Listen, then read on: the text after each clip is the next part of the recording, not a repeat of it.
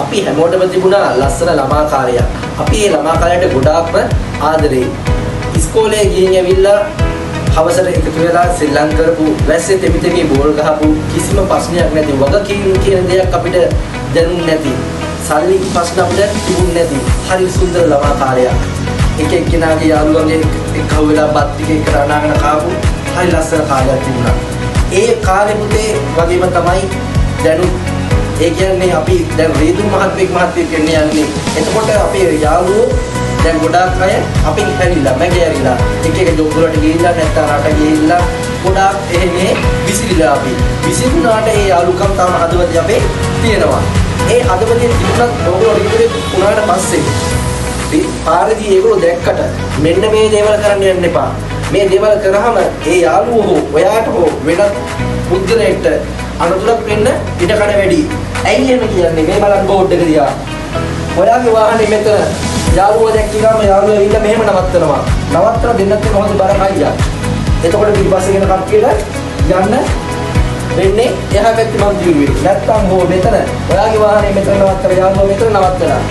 දෙන්නත් එක්ක මොනවා හරි බෙදා හුරුමාරු කරගන්නවා. නේද? නැත්තම් දෙන්නත් එක්ක බයික් එකේ වාහන දෙක බයිසිකල් දෙක පැත්තකට ඉස්සරහට යනවා කියෝ දෙන්නත් එක්ක ඒගොල්ලන් කියන්නේ අපේ ලෝකෙදී අගොඩ කායට පස්සේ යාළුවා දැක්කේ. ඉතින් ඒ සතුටත් එක්ක හොඳට කියෝ කරන යනවා. එතකොට පුතේ පිටිපස්සෙන් අධික වේගින් එන වාහනයක් ඕගොල්ලෝ දෙන්නම අනුතුරට පත් කරගන්න පුළුවන්. තව දෙයක් මේ බලන්න. ඕගොල්ලෝ දැන් පාරේ යනවා මෙහෙම. මෙයයි කියලා හිතන්නකෝ. මේ පාරේ අයින තියෙන රේඛාව. මේ රේඛාවට කියන්නේ පාරේ අයිනත පෙන්නන රේඛාව. ඒ රේඛාවෙන් මෙහෙම යනවා නම් ඒ කියන්නේ පාරේ උඩ යනවා නම් කාර් ගැට්ටෙන් උඩ. එහෙනම් ඔයා නැරිකාරී. ඔයාගේ පිටිපස්සෙන් ඇවිල්ලා ඕ ඉස්සරහින් ඇවිල්ලා ඔයාව හැප්පෙන්න ඉඩකඩ වැඩි. ඔයා යනවා නම් යාළුවත් එක්ක කතා කරලා යනවා නම් මේ පන්තියේ එළියේ පාරේ එළියට ගිහිල්ලා කතා බහ කරගන්න වාහනයක් නවත්තලා නම් දෙන්නක් එක වාහනේ නවත්තලා මෙහෙම පාරේ අයියට වෙලා කතා කරන කිසිම ප්‍රශ්නයක් නැහැ. යාළුකම් වෙනයි පුතේ. රීතු මහත්ෙක් වුණාට පස්සේ ඒක වෙනයි. රීතුෙක් වුණාට පස්සේ ලොකු වගකීමක් තියෙනවා.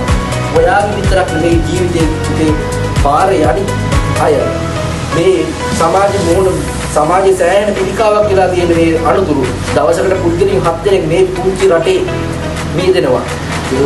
මිනිස්සු 16 දෙනෙක් අපඝාතයක කොසුළු මේ අතපය කැඩී මොකක් හරි සිද්ධ වෙනවා දවසකට මේ එළියට බහින පුද්ගලෙක්. ඒ නිසා මගේ විදුරන් ඉල්ලන්නේ මගේ යාළුවන් ඉල්ලන්නේ පුතේ ඉල්ලන්නේ ඕගොල්ලෝ වැඩකට විදිහට